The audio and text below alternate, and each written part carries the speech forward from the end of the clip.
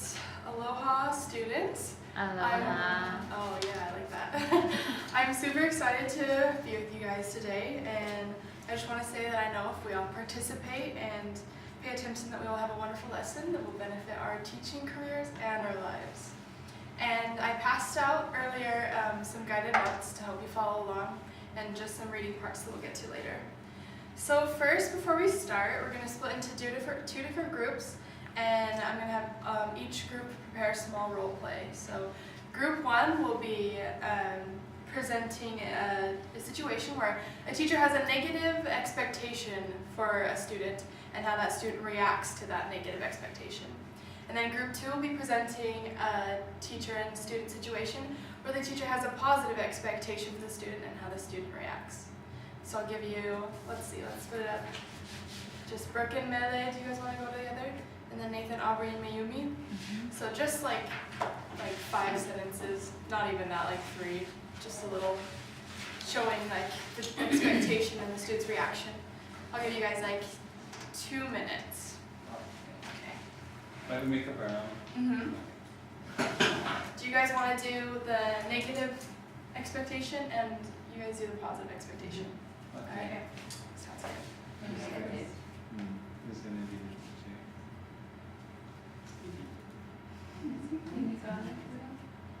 Like make it the expectation we could be like, oh, a student like every time he feels like he's never gonna win. That's negative. Like teacher doesn't think. What do you think, teacher? Or will Question? She kind of So we can do something else with that. say what she said. Like I said, this is the biggest difference. It shows the teacher Maybe you can just give it Yeah. How about Brooke be the teacher? Oh, It'll make it balance. Okay, so I'm setting a positive Expectation. and then She was saying that I think I like the that. student I like response. that. No. That'd be good. And then I can be the student and be like, oh, why is it too hard? do you want us to act it No, out? I can do that. Like, Yeah, we're going to be acting it out I after can you do do that it. as well. Like practice. Like, I want to be my assignments and then the teacher can be like, oh, well, it's not just because so we can do something else. We can read a book or something like that. Something on the page. So you can say, maybe you could be teacher too. And then you need to start to speak about like, oh, my student, he's taking that class well enough. He doesn't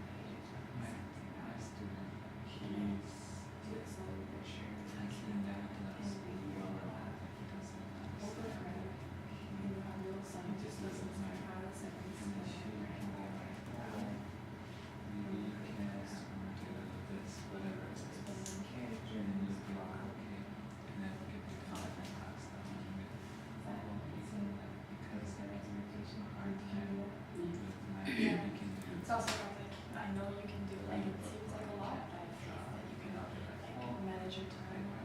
Maybe a comment message to try something that they do, but it's good, but I know we can do that.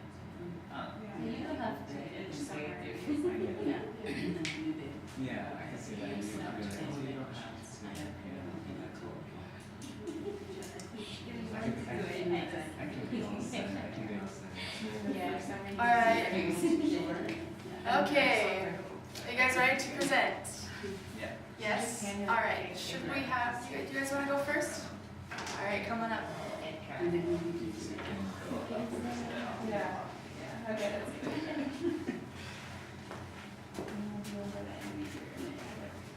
Okay. Go ahead when you're ready. Okay, so, Nathan, how are you today? Oh, I'm good. So, how about your homework you didn't give the last time? Oh, I tried my best. Here it is. Let's see. Is that hard for you? No, my mom helps me every day. It seems it's kind of hard for you. I think you can maybe try to do the other things. You wanna try like maybe this is math problem. It's really hard for you. Maybe you could just like read the other books that time, or like try to do But I other know I things? can do it. Like I know I can do math. My mom says I can do it. Why can't you say I can do it? I feel it's kind of hard for you, so maybe you don't have to do it. So you can just try to the other things that you can improve. Okay, I guess I won't do it.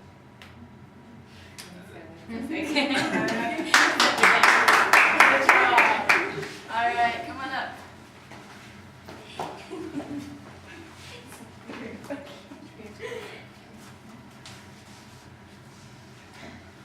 Okay, class, student.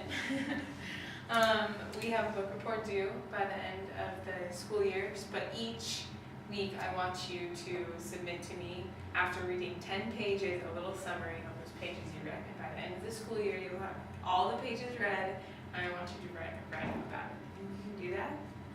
Okay, so first week of school.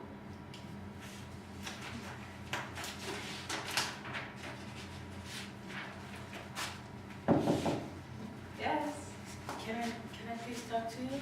Yeah, of course. Okay, so this is what I have read, what you told me, and I find it difficult, but this is where I have come up. Can you see if you... Okay, it's a little bit short, but I think next time maybe could you make it a little bit longer? Okay, can you do that? Thanks.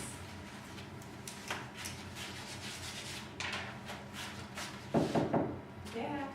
Hi, Hi. sorry.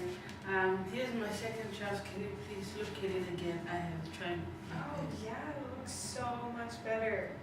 Yeah, it's longer, there's more to it, you've included the characters, I love it. Thanks, keep it up.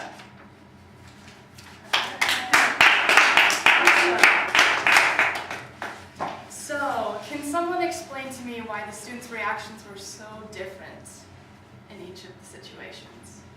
Why do you think those expectations changed their reactions? I think, well, for the positive, the teacher kind of like opposite of us, like kind of said like, oh, like it's a little short, but you can make it better. You can do it. Hey, I know you can do better, kind of a thing. In a more positive, supportive way. Okay, and why do you think in the negative situation the student reacted like that? The teacher didn't have any, I guess, lost hope in the student, but I felt like the student isn't learning, so Alright. gave Yeah, up. Melly?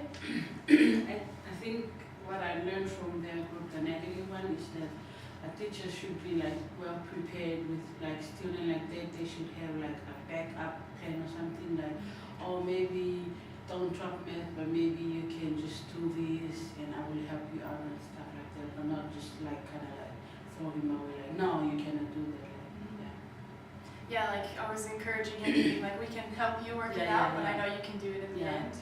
Alright, yeah, awesome. Okay. Oh, never mind. As you guys have probably guessed, today we're going to talk about expectations and why positive ones are really important, especially in the classroom. So the objectives of today is that you will be able to distinguish between positive and negative expectations, give examples of both, and describe which helps students achieve more. So the objectives are right there. Can I have someone read them for me? Yes. Yeah, Brooke. Learners will be able to distinguish between positive and negative expectations and their effects on students.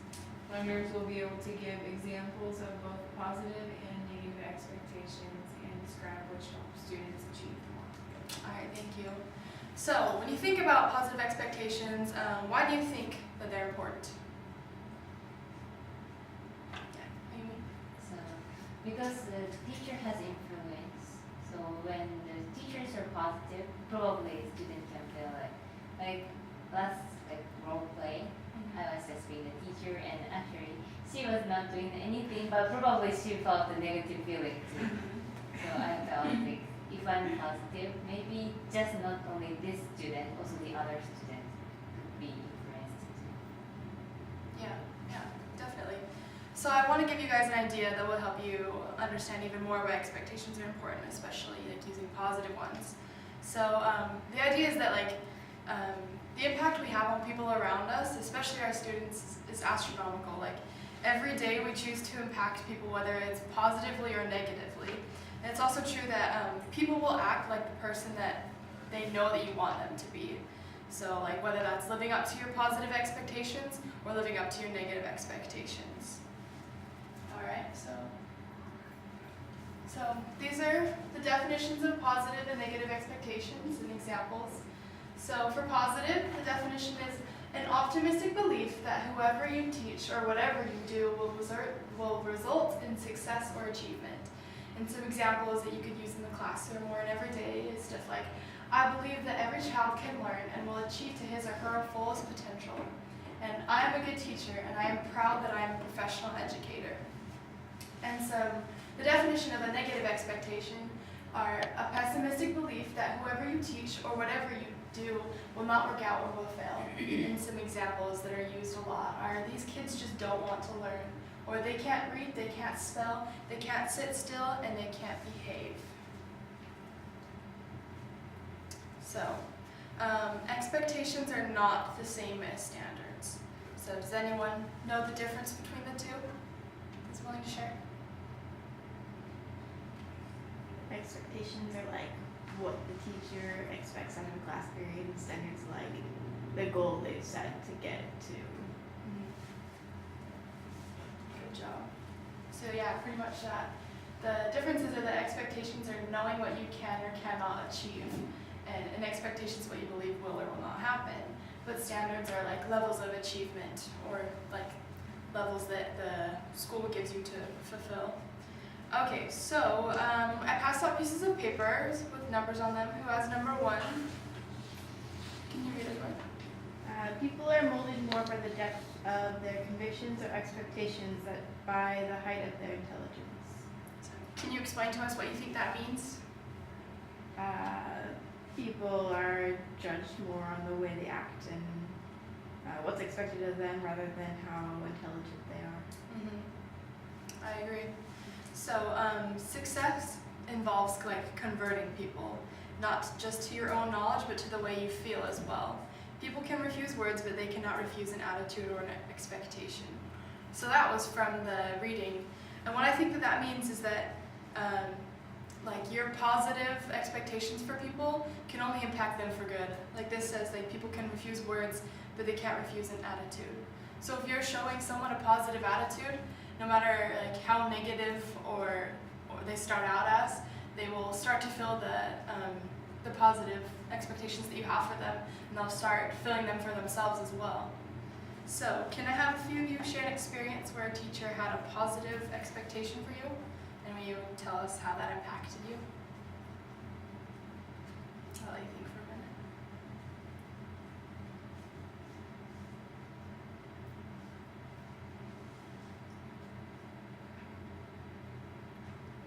Anyone willing to share? Yeah. Okay, I think I had this teacher, like he was like being positive with me, even though I don't like math and I don't even know anything about math. But all he does is like he would like give me like chess or quiz to test like which level where I'm at with math, and then he would like tell me, oh, this is what you do.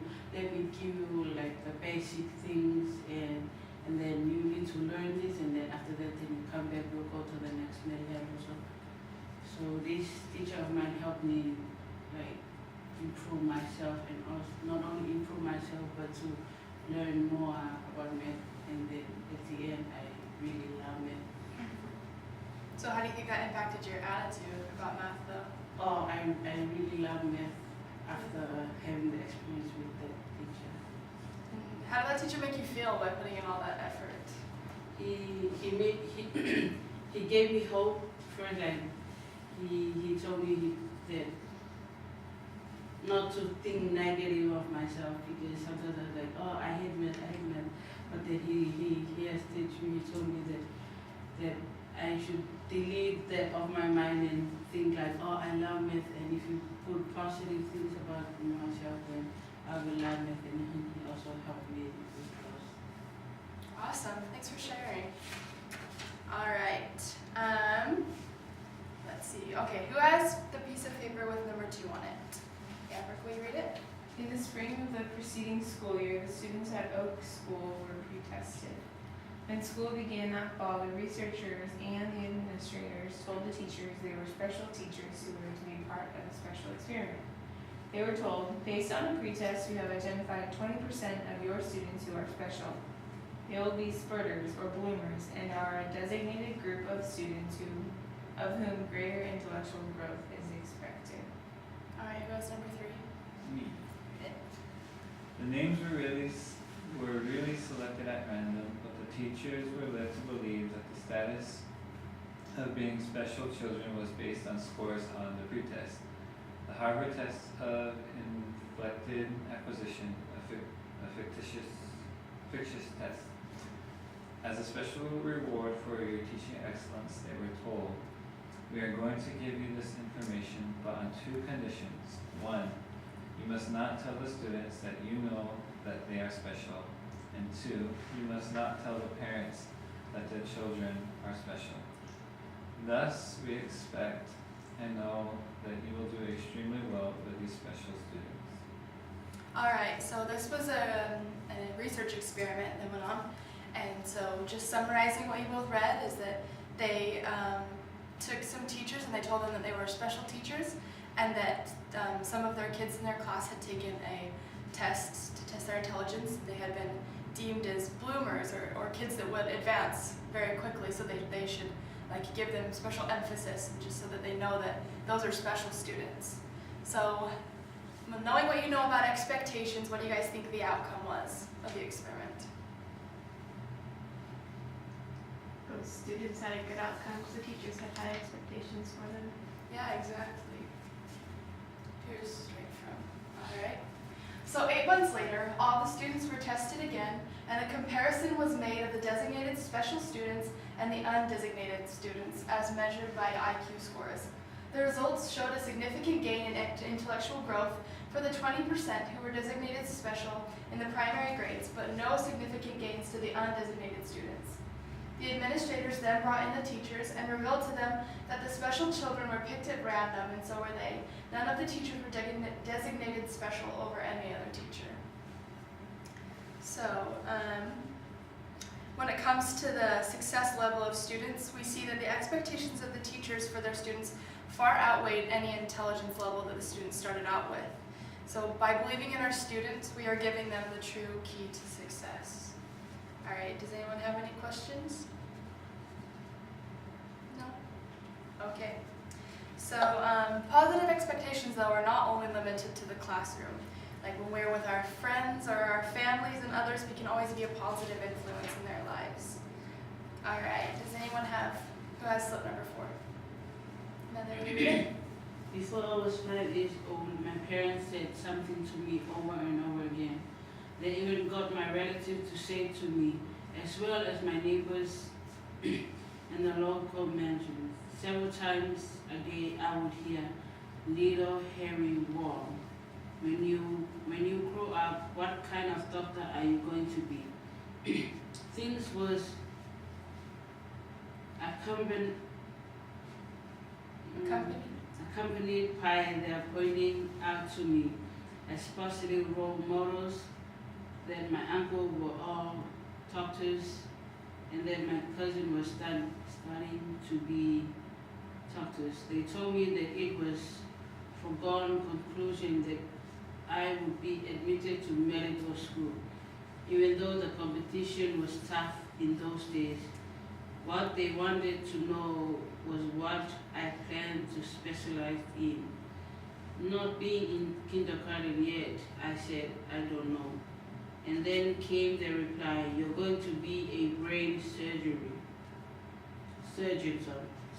aren't you?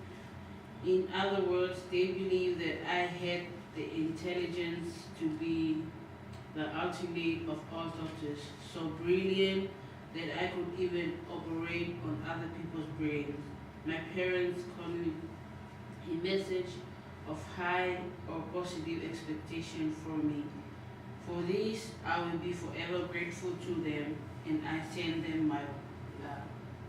All right, so all through his life, Harry Wong, his parents always told him, you're going to be a doctor and you're so intelligent and you're going to be like a brain surgeon. And so through his life, he always had this idea that he could become like the greatest of all doctors and that he was smart enough to accomplish anything. So I want you guys to think about what Harry Wong would have turned out to be like if his parents had always had negative expectations for him. So can you turn to your neighbors and discuss it for a minute? What do you think he would be like?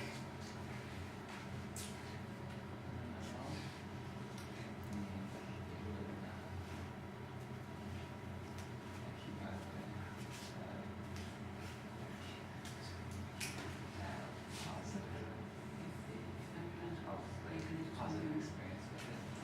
In other words, I would believe that he might have just given up or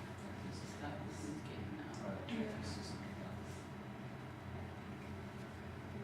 Probably wouldn't push himself so hard. Probably was working like at grocery store or something. Yeah.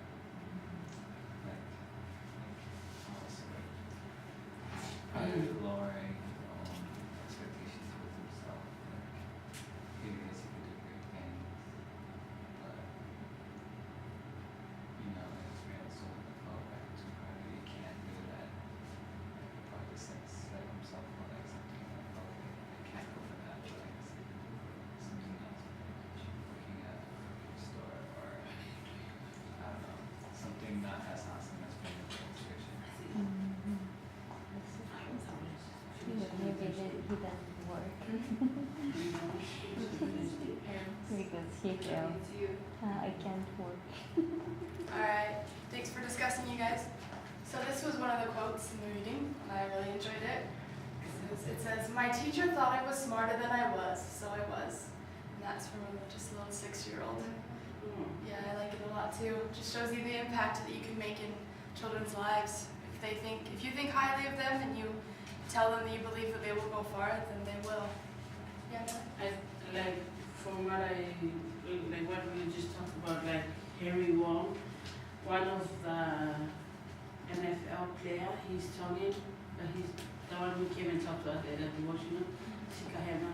He came and talked to us, and he said that when he was still young, his dad always tell him, "Hey boy, you're gonna be a hero, okay?" And he always like tell him like you're gonna be a hero, and the mom always like tell the husband like, "Can you stop saying that? That's annoying," and stuff like that. But then he said like from that day onward, he always wanna make his dad proud, and so like up to a point when he became the real hero, he looked back with what the dad always teach him when he was growing up. Oh, that's a cool example. I really like that. Thanks for sharing.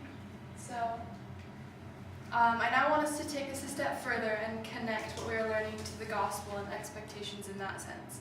We're going to just watch a short Mormon message, and I want you to concentrate on the expectations that we have in the gospel, such as like expectations from Heavenly Father and those around us.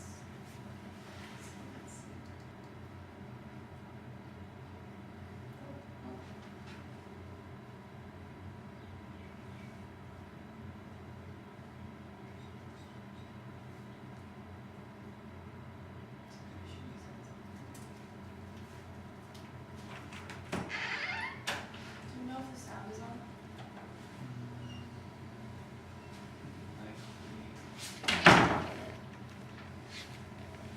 Is it playing?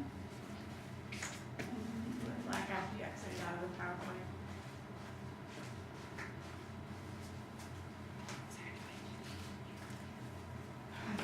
Now you come in. It's not working now.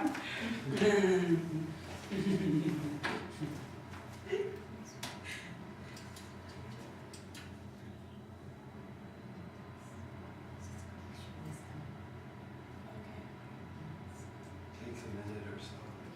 Stop thinking. Alright.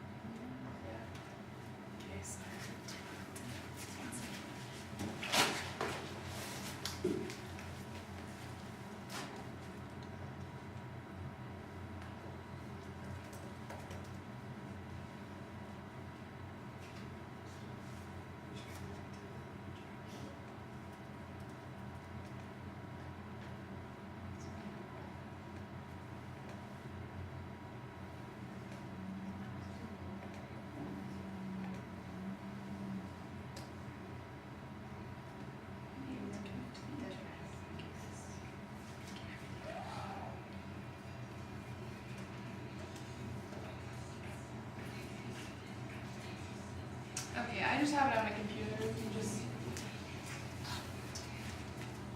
you can close it down. Maybe I'll just turn up the volume.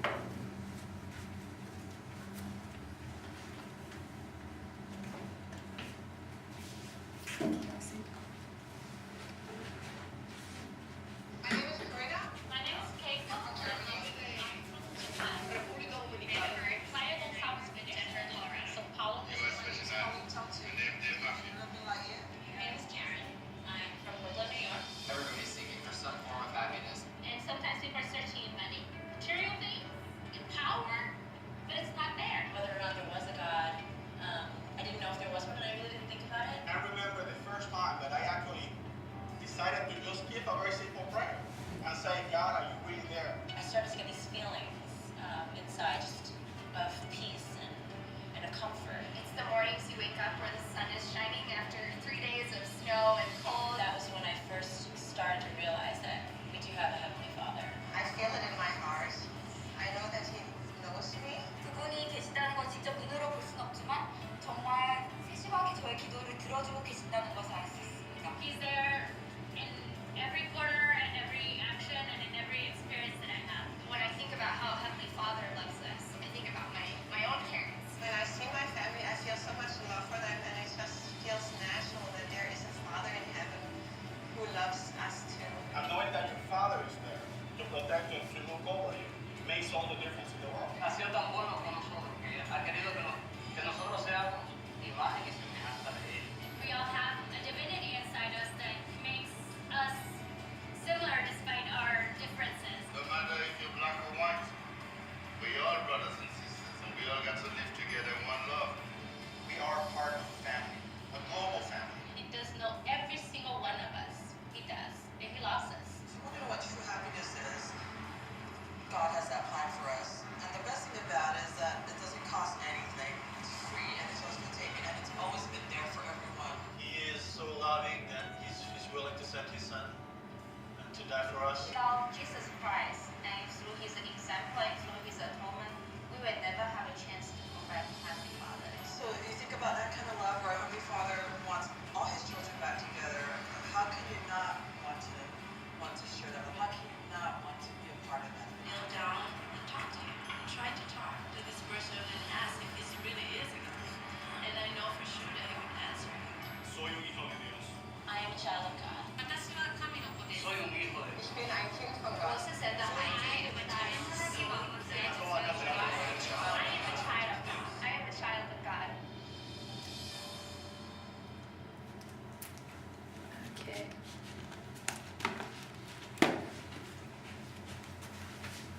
So I really enjoyed that Mormon message when I was looking it up, and I was just thinking about knowing how much Heavenly Father loves us and knowing His expectations for us and that He wants us to come back to live with Him again, which is no small feat. I was wondering, like, knowing God's expectations for us, how does that impact how you guys act in your own lives? This is getting kind of personal, but I would love it if you guys would share.